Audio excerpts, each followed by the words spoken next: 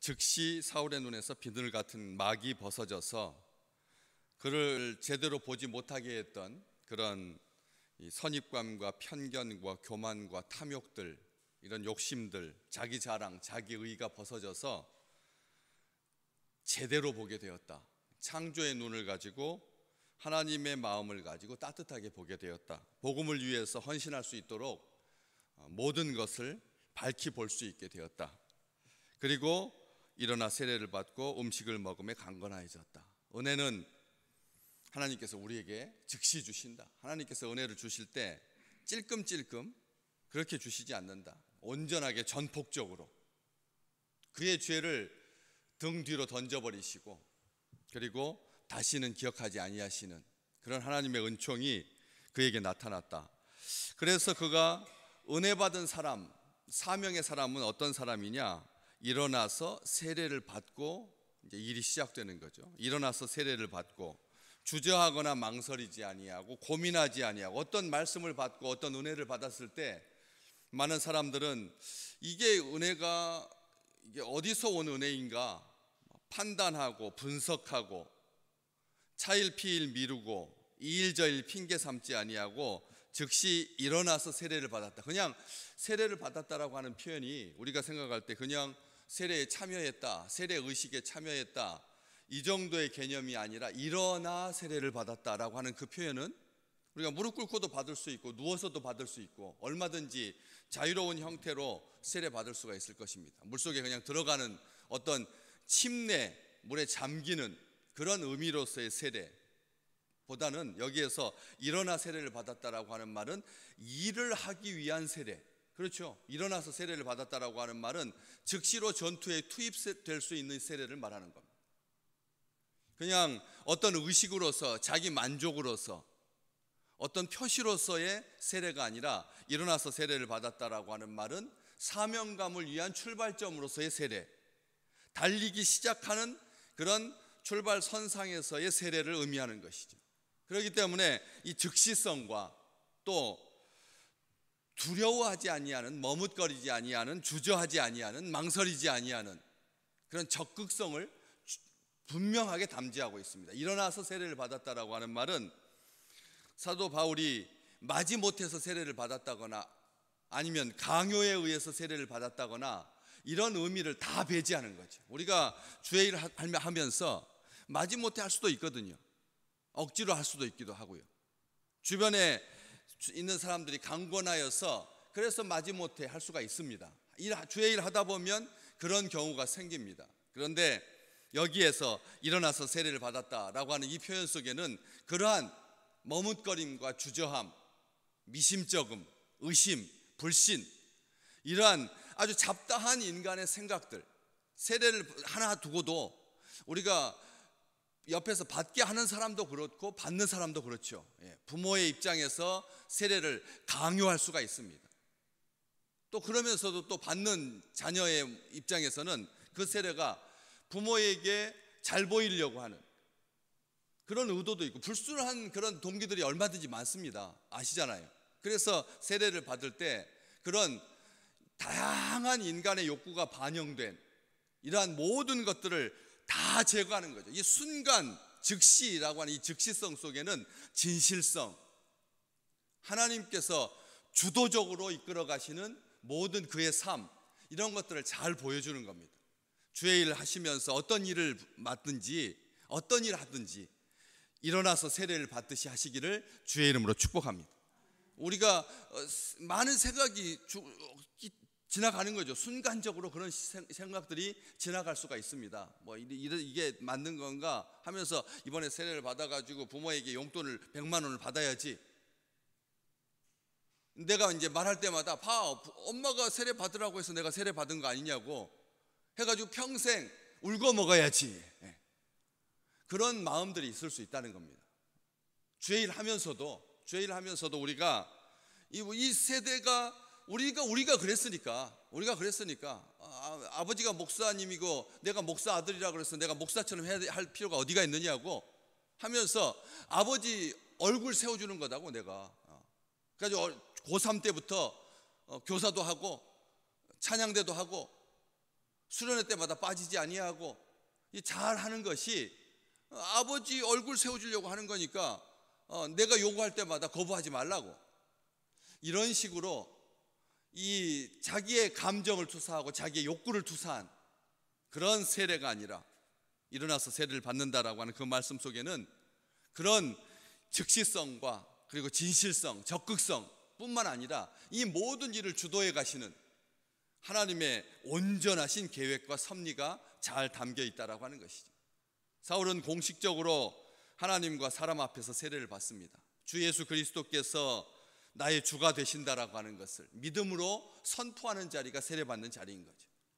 공개적으로 예수를 그리스도로 믿는 사람이라고 하는 것을 고백하는 자리가 세례의 자리인 것이죠. 그는 세례받으면서 주께서 믿음의 주가 되시고 온전케 하시는 분이라고 하는 것을 만인 앞에서, 교회 앞에서 선포하고 선언하고 다짐하는 자리가 바로 이 세례의 자리인 거죠.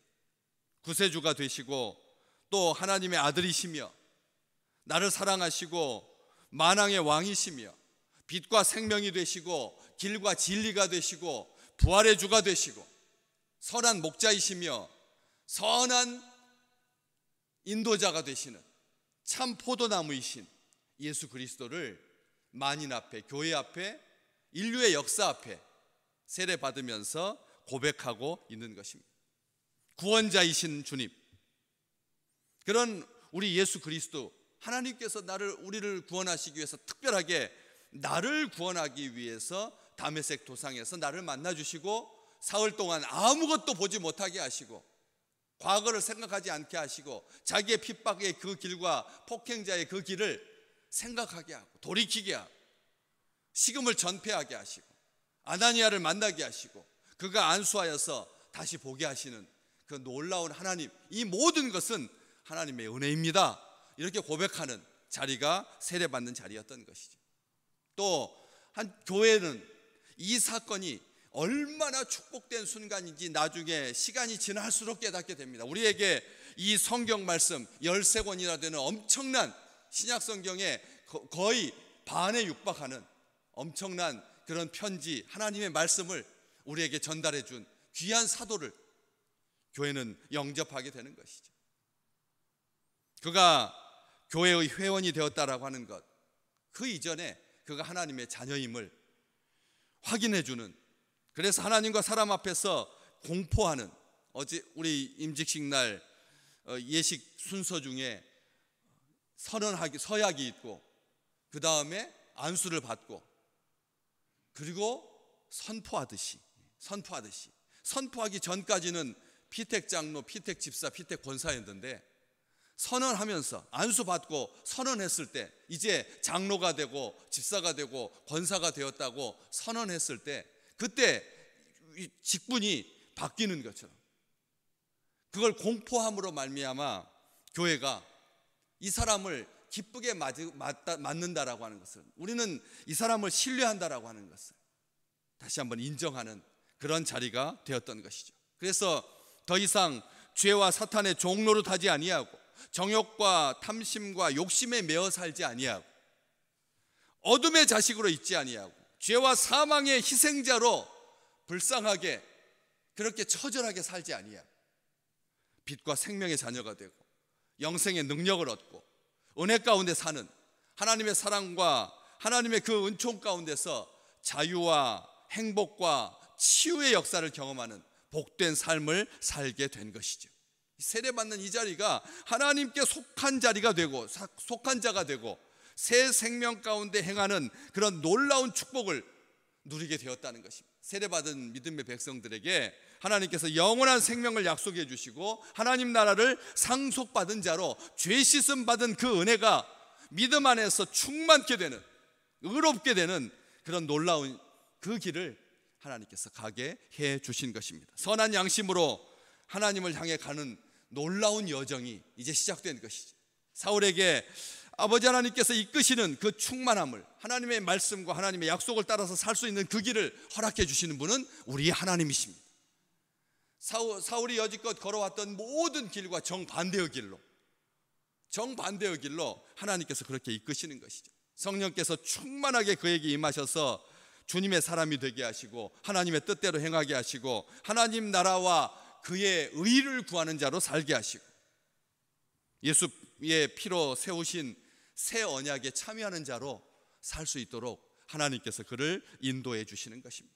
이런 은혜가 세례를 받는 우리의 믿음의 자녀들, 우리 후손들 가운데 충만하시기를 주의 이름으로 축복합니다. 아무것도 아닌 것 같은데 부활절과 그리고 성탄절에 유아세례를 같이 겸하여서 하지 않습니까? 그럴 때 그런 은혜가 하나님께서 지금도 똑같이 사울과 그에게 허락해 주셨던 그 복을 누리는 그런 귀한 기회가 될 줄로 믿습니다. 그리고 음식을 먹음에 강건하여집니다. 여기 일어나서 세례받는 일과 음식을 먹고 강건해지는 것, 굉장히 영적인 분야이고 하나는 육적인 분야이죠. 그렇지 않습니까? 음식을 먹고 강건해지는 것, 우리가 믿음 안에서 하나님의 백성들을 축복할 때 강건하십시오, 이 강건하라고 하는 이 말, 육체적으로 건강하라는 말이죠. 이 세상 사람들은 강건이라고 하는 말을 안 쓰고 건강이라고 씁니다. 그렇지, 건강이라고 쓰잖아요. 그런데 하나님의 사람들은 강건이라고 씁니다. 이게 예수쟁이인지 아닌지를 분별할 수 있는 용어입니다. 세상에서는 건강이라고 하는데 하나님의 사람들은 강건이라고 하니까, 세상 사람들은 평화라고 하는데 평화라고 하는 말을 예수쟁이도 쓰지만 화평이라고 하는 말도 쓰지 않습니까? 세상에서는 화평이라고 하는 말을 안 쓰거든. 그렇기 때문에 이 용어로 어떤 종교에 속해 있는지, 어떤 세계에 속해 있는지 확인할 수 있는 그런 단어인데, 십볼렛이냐 씨볼렛이냐, 이걸 가지고 요단 나루턱에서 적과 아군을 구별했던 것처럼 이 용어가 굉장히 중요한 개념입니다. 강건이라고 하는 이 말은 단순하게 육체적으로 강한 것, 건강한 것만을 의미하지 않기 때문에 그렇습니다. 분명히 원래 이 의미 속에서 누가가 담고 싶었던 의미는 정말 육체적으로 강건함이었을 것입니다. 그런데 여기에 더해지는 역사가, 믿음의 백성들이 단순하게 건강해서 강건하여서 그걸 가지고 자기의 욕심을 채우고 자기 건강으로 살아가는 것이 아니라, 자기 명분으로, 자기 목적으로, 자기 의지로, 자기 의미로 살아가는 것이 아니라 하나님께서 주시는 의미로 충만해지는 것이 강건함인 것이죠. 하나님의 일할 때 거룩한 분노를 갖는 것, 비느하스와 같이 정말 그 악한 우상 숭배, 간음에 대해서 이스라엘의 전염병, 이스라엘의 독한 전염병, 적과 그리고 기근으로부터 그렇게 하나님의 징계 아래 놓이지 아니하도록 하나님의 분노를 멈출 수 있는 그런 놀라운 축복을 누리시기를 주의 이름으로 축복합니다. 이 강건함이라고 하는 말은 하나님의 열심으로 가득한, 음식을 먹음에 강건하여졌다, 이걸 영적인 의미도 분명히 담고 있습니다. 육적인 의미만 아니라 영적인 의미도 담고 있는 거죠. 하늘에서 주시는 양식이 우리의 영혼과 육을 강건하게 한다는 것입니다. 피곤치 마시기를 주의 이름으로 축복합니다. 하나님의 말씀을 들을 때 속사람이 강건하여져서, 그래서 피곤치 않게 되는, 이게 바로 강건함인데, 여기에서 음식은 그냥 우리가 먹는 그 음식을 말하는 겁니다. 하늘의 양식으로 그렇게 무조건 영적으로 해석할 필요가 없는 건데, 우리가 먹는 음식인데 거부하거나 아니면 과식하지 아니야. 음식을 대할 때 우리가 음식 먹는 일에 대해서 굉장히 민감해합니다. 많은 사람들이 그렇습니다. 이것 빼고 저것 빼고 이것 빼고 저것 빼라고 하면 죽으라는 말이지 하는 식으로 건강을 위해서 혈액이 끈끈해지지 아니하도록 뭘 먹지 마라, 뭘 먹어라, 운동 열심히 해라, 무수히 듣죠. 모든 사람들이 다 그렇게 말합니다. 전문가들일수록 뻔한 소리 합니다. 운동해야 되고 살 빼야 되고 그리고 음식 절제해야 된다라고 하면서 이러한 것들이 온통 우리 위에 광채처럼, 이게 휘장처럼 덮고 있어서 많은 사람들이 음식으로 인하여서 굉장히 조심스러운 세대를 살고 있습니다. 막 먹을 수가 없는 거죠. 과거에는 세 끼 먹는 것도 복이다, 하루에 한 끼 먹는 것 붙잡는 것도 축복이다 하여서 먹을 기회가 되었을 때 잔뜩 먹어둬야 돼요. 다음 끼를 보장받을 수 없으니까. 그렇게 살았는데 하나님께서 이 나라를 복주셔서 너무 풍성하게 잘 먹다 보니까 먹는 것 가지고 생각이 많아졌습니다. 근데 여기서 그런 것들 다 배제하는 거죠. 너무 거부하거나 탐식하지 아니하고 음식의 노예가 되지 아니하고 특별하게 먹을 것 가지고 무기 삼지 아니하고, 아멘. 먹을 것 가지고 무기 삼지 아니하나. 먹을 것 가지고 무기 삼는 나라가 자국의 안위를 보장할 수 있는 것이 아니라 그것은 하나님을 대적하는 행위입니다. 하나님께서 온 백성들이 충분히 먹을 수 있도록 바다의 해산물과 산과 농지에서 나오는 모든 먹거리로 하나님의 형상을 닮은 존귀한 인간들이 비참해지지 아니하도록, 비굴해지지 아니하도록, 손 벌리지 아니하도록 하나님께서 풍성히 허락해 주셨는데, 80억 인구, 처음에 케인즈가 이론을 낼 때는 이런 식으로 인구가 폭발하다 보면 결국은 세상 인류가 멸망하고 말 거다. 얼마나 겁줬는데. 50억 인구면 이 지구촌이 감당하지 못한다. 100억 인구면 큰일 난다. 이랬는데 80억 인구가 충분히 먹고도 살 수 있도록 하나님께서 허락해 주셨는데, 그걸 가지고 무기 삼지 마라. 식량을 무기 삼지 않도록, 장난치지 않도록, 속이지 않도록 음식을 대할 때 기쁘고 즐겁게 감사함으로 드시기를 주의 이름으로 축복합니다.